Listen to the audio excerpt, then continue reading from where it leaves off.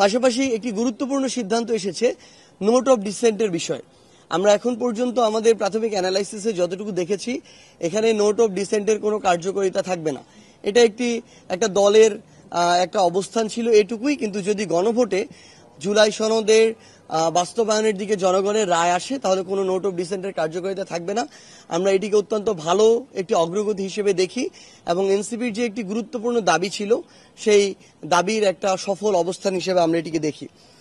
এখানে পিআর পদ্ধতির যে বিষয়টি, যেটি হচ্ছে উচ্চকক্ষ, যদি সংস্কার বাস্তবায়ন এই দিকে অগ্রসর হয় তাহলে ৪৫ দিনের মধ্যে পিআর পদ্ধতিতে উচ্চকক্ষের যে বাস্তবতা বা উচ্চকক্ষর সুপারিশ করা হয়েছে, আমরা এনসিপি আমাদের জায়গা থেকে এটিকেও আমরা ঐক্যমত্য কমিশনের সমর্থন করেছিলাম, এখনো সমর্থন করি। কারণ উচ্চকক্ষে পিআর যদি হয় তাহলে আলটিমেটলি এই উচ্চকক্ষের একটা লাভ আছে, যেই লাভ জনগণ বা দেশ যেই সুফলটা ভোগ করতে পারে। কিন্তু উচ্চকক্ষেও যদি নিম্নকক্ষের আসনের ভিত্তিতে উচ্চকক্ষে আসন বন্টন করা হয় তাহলে তো উচ্চকক্ষের আলাদা করে কোনো প্রয়োজন নেই, কারণ সেখানে তো ঘুরে ফিরে ওই একই মতামত যাবে, একই প্রতিনিধিত্ব যাবে। তো আমরা মনে করি যে উচ্চকক্ষে এই যে পিআর পদ্ধতিতে সংস্কার কমিশন থেকে, ঐক্যমত্য কমিশন থেকে যে সুপারিশ করা হয়েছে, আমরা এটিকেও একটি ভালো অগ্রগতি হিসেবে দেখি।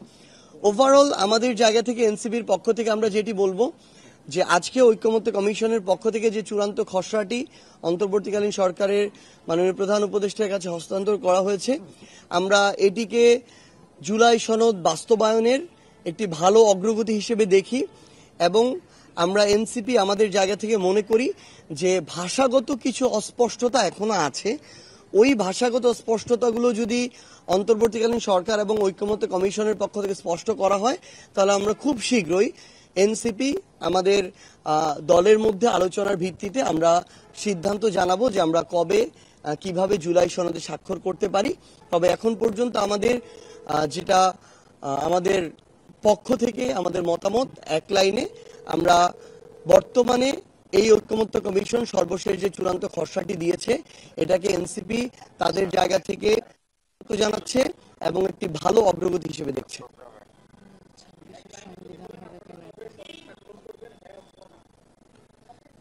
না, ব্যাপারটা এরকম না। আমরা যেটা বলেছি যে জুলাই সনদে যে সর্বশেষ খসড়াটি, এটা আমরা পুরোটা পড়ে যেটা দেখেছি বেশ কিছু বিষয় আমাদের নিজেদের বুঝতে ভাষাগত অস্পষ্টতা আছে।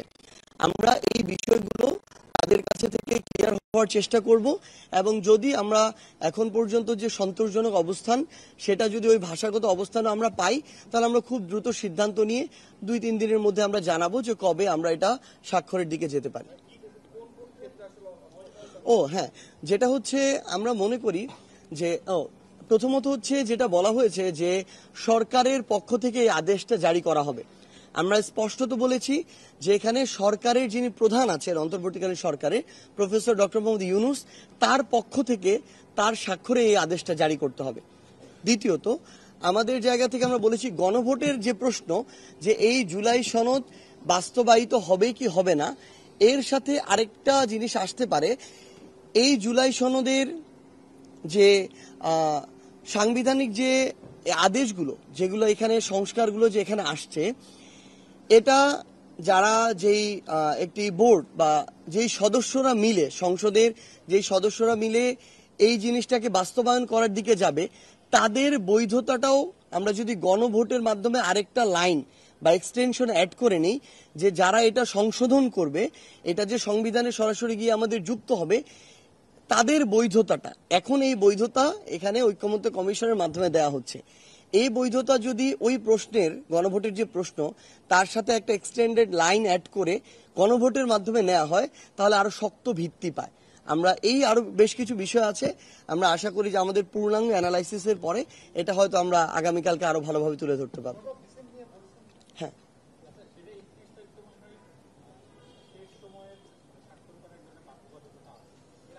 জি জি, আমরা আগামীকালকের মধ্যে আশা করছি আমাদের জায়গা থেকে সামগ্রিক বিষয় বিশ্লেষণ করে আমরা আমাদের জুলাই সনদের স্বাক্ষর এবং আমাদের সামগ্রিক বিষয় অগ্রগতি আপনাদেরকে জানাতে পারবো।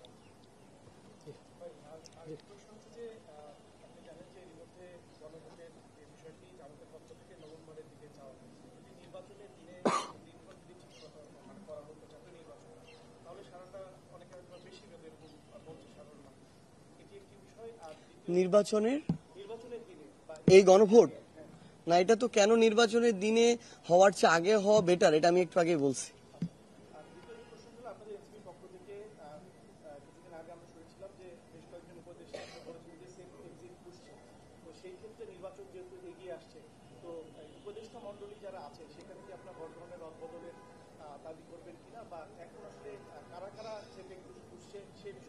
না, আমার মনে হয় ওই টার্মটা নিয়ে একটা লম্বা সময় আলোচনা হয়েছে, বরং আমরা একটা জাস্ট লজিক্যাল জায়গা, যেটা আজকে আমাদের একটু আগেও আমাদের সংগ্রামী আহ্বায়ক তার জায়গা থেকে বলেছেন, যে আমরা মনে করি এই অন্তর্বর্তীকালীন সরকারের অধীনেই আগামী নির্বাচন হতে হবে, এবং অন্তর্বর্তীকালীন সরকার প্রধান যদি তার জায়গা থেকে মনে করেন যে এই নির্বাচনের নিরপেক্ষতা বজায় রাখতে এবং সুষ্ঠু ও স্বচ্ছ নির্বাচনের জন্য উপদেষ্টা মণ্ডলীর কোথাও কোনো জায়গায় সংযোজন বা বিয়োজন করা প্রয়োজন হয়, এটা অন্তর্বর্তীকালীন সরকারের মাননীয় প্রধান উপদেষ্টা তার জায়গা থেকে নির্ধারণ করবেন। কিন্তু আমরা স্পষ্টত মনে করি এখানে আলাদা করে কোনো তত্ত্বাবধায়ক সরকার নতুন করে এনে তাদের অধীনে নির্বাচন করার কোনো সুযোগ নেই, এটি অন্তর্বর্তীকালীন সরকার অধীনে হতে হবে। থ্যাংক ইউ ভাই, আসসালামু আলাইকুম।